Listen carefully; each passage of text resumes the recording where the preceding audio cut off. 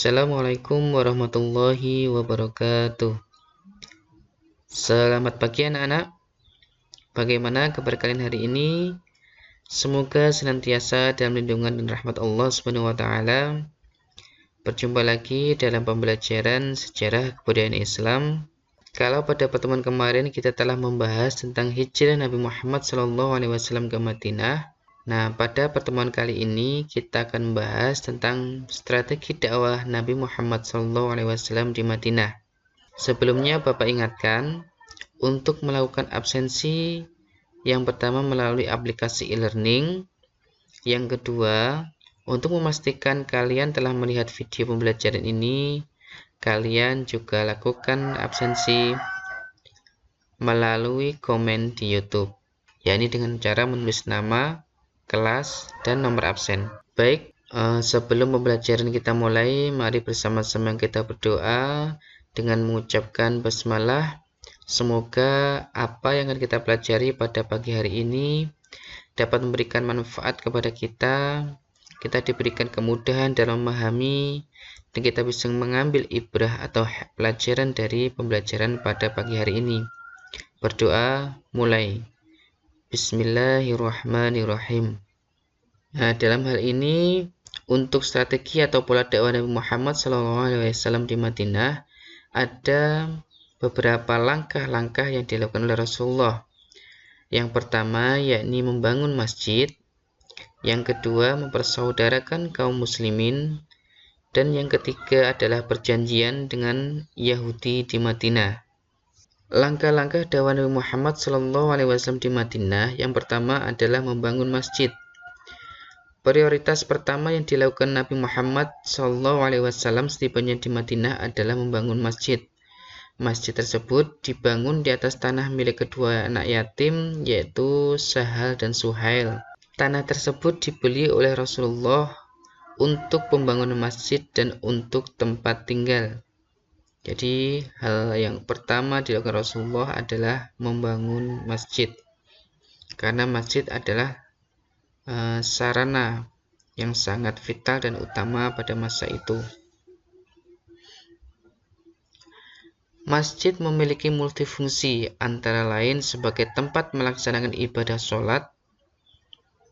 Setiap muslim sudah semestinya selalu terikat dengan masjid, karena keberadaan masjid diharapkan keimanan dan ketakwaan setiap muslim akan senantiasa terjaga dan terpelihara. Selain itu, masjid pada masa dahulu atau pada masa Rasulullah SAW tidak hanya berfungsi sebagai tempat ibadah, melainkan juga sebagai pusat kegiatan pendidikan. Selain sebagai tempat pendidikan, masjid juga digunakan sebagai tempat untuk pengadilan, tempat untuk anak-anak yatim yang tidak memiliki rumah, maka sebagian dari mereka ditempatkan di masjid. Itulah kenapa masjid pada masa dahulu itu mempunyai multifungsi. Kalau sekarang tentunya sudah berbeda. Masjid hanya digunakan sebagai sarana ibadah dan juga sebagai tempat untuk pendidikan. Ya, seperti kita ketahui saat ini banyak kita temui masjid digunakan untuk pembelajaran Al-Quran, mengkaji kitab, tapi bukan di dalam masjidnya ya, tetapi di serambi masjidnya atau bagian-bagian lain, bukan bagian utama dari masjid. Kalau bagian utama dari masjid tetap digunakan sebagai sarana ibadah. Selanjutnya adalah mempersaudarakan kaum muslimin. Langkah konkret yang dilakukan Nabi Muhammad SAW adalah mempersaudarakan kaum muslimin yang berasal dari Mekah, yakni kaum muhajirin, dengan kaum muslimin Madinah atau kaum Ansor. Kenapa kaum muslimin Madinah disebut dengan kaum Ansor? Apakah di antara kalian ada yang tahu? Disebut kaum Ansor karena mereka adalah kaum yang menolong para kaum muhajirin. Ansor itu berasal dari kata Nasoro yang berarti menolong. Nah, dengan persaudaraan tersebut, Nabi SAW telah menciptakan suatu persaudaraan baru, yaitu persaudaraan berdasarkan iman atau agama, atau akidah yang menggantikan persaudaraan yang berdasarkan darah atau golongan. Jadi itu adalah langkah konkret yang dilakukan Rasulullah dalam rangka mempersaudarakan kaum muslimin muhajirin dan ansor. Langkah yang selanjutnya adalah perjanjian dengan kaum Yahudi di Madinah. Langkah selanjutnya dilakukan Nabi Muhammad adalah bermusyawarah dengan para sahabat, baik muhajirin maupun ansor. Musyawarah itu untuk merumuskan pokok-pokok pemikiran yang akan dijadikan undang-undang. Rancangan ini memuat aturan yang berkenaan dengan orang-orang muhajirin, orang-orang ansor, dan masyarakat Yahudi yang bersedia hidup berdampingan secara damai dengan umat Islam. Undang-undang tersebut dikenal dengan Piagam Madinah atau Mitsaq al-Madinah. Piagam itu merupakan sebuah bukti bagaimana Islam mengayomi semua umat manusia, termasuk non-muslim, karena Islam merupakan agama rahmatan lil alamin, rahmat bagi seluruh alam. Dan piagam tersebut membuat posisi Nabi Muhammad SAW semakin tinggi dan dihormati di semua lapisan masyarakat. Jika ada persoalan yang tidak dapat diselesaikan lewat musyawarah, maka diserahkan kepada keadilan dan kebijakan Nabi Muhammad SAW.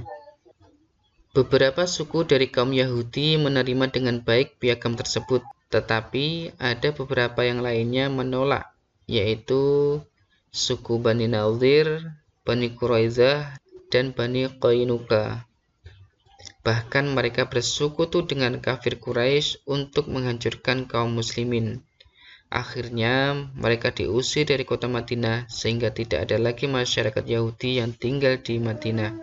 Maksudnya di sini masyarakat Yahudi adalah orang-orang yang berasal asli dari orang Yahudi. Meskipun dalam kenyataannya ada beberapa baik dari suku Aus yang memeluk agama Yahudi.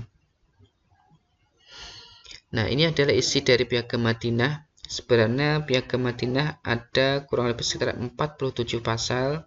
Namun di sini Bapak mengambil referensi dari beberapa sumber untuk menyederhanakan agar kalian bisa lebih mudah dalam memahami materi atau isi dari Piagam Madinah.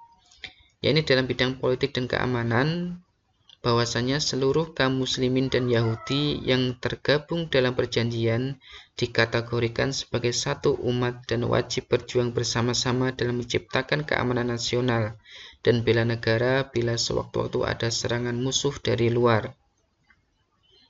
Yang kedua, semua kaum muslimin dengan berbagai latar belakang suku seperti suku Quraisy, Bani Auf, Sa'idah, Al-Harth, Jusham, An-Najjar, Amr bin Auf dihimbau untuk tetap kompak bekerja sama seperti halnya dalam membayar diat dan membebaskan tawanan. Sesama Muslim dan juga Yahudi yang tergabung dalam perjanjian tidak diperbolehkan membuat persekutuan baru tanpa seizin pemerintahan Rasulullah SAW. Sesama kaum muslimin dan Yahudi berada dalam satu barisan menentang orang-orang zalim dan berbuat kerusakan. Madinah adalah kota suci sehingga diharamkan berperang dan pertumpahan darah kecuali kepada mereka yang melakukan pelanggaran, mengancam stabilitas negara dan mengoyak kerukunan beragama. Selanjutnya dalam bidang kebebasan beragama, perlindungan dan kesetaraan, yakni siapapun yang berbuat zalim dan jahat baik dari kalangan muslimin maupun Yahudi tidak boleh dilindungi oleh siapapun, bahkan harus ditentang bersama-sama. Kaum muslimin dilarang main hakim sendiri dan bersekongkol dengan pihak lawan. Selama tidak melakukan pelanggaran, kelompok Yahudi dan sekutu-sekutunya berhak atas perlindungan, pertolongan dan jaminan negara. Baik kaum muslimin maupun kaum Yahudi bersama sekutu-sekutunya diberi kebebasan untuk menjalankan agamanya masing-masing. Jika pendukung piagam diajak berdamai dan semua pihak yang terlibat perjanjian memenuhi perdamaian, maka kaum muslimin wajib memenuhi ajakan damai tersebut. Nah, demikian tadi adalah rangkuman dari Piagam Madinah.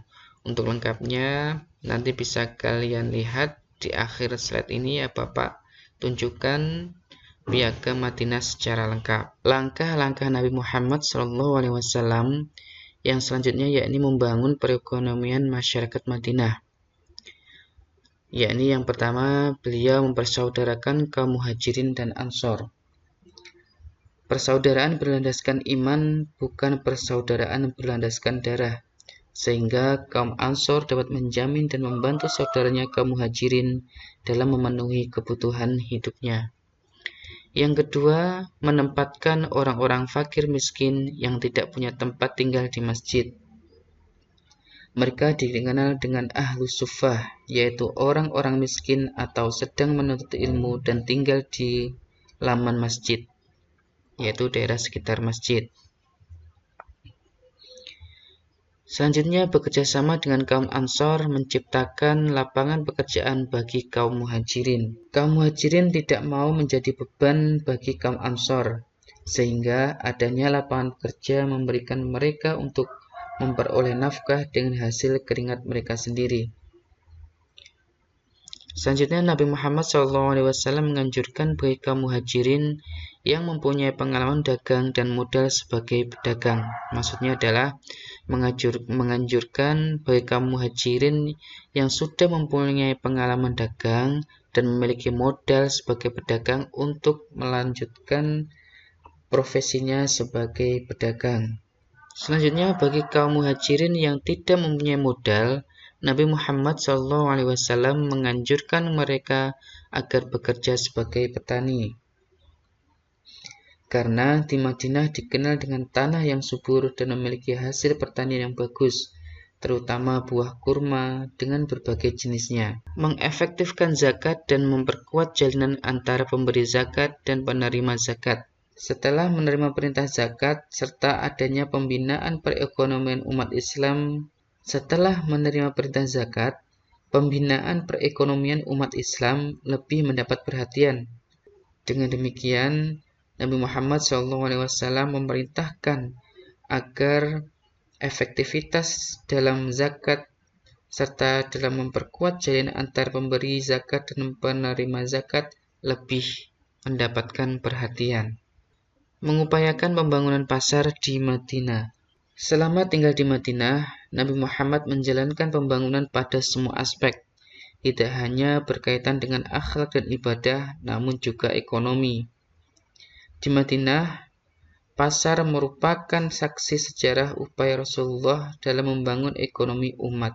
Selain itu juga, beliau juga mengembangkan sistem irigasi yang ada di kota Madinah.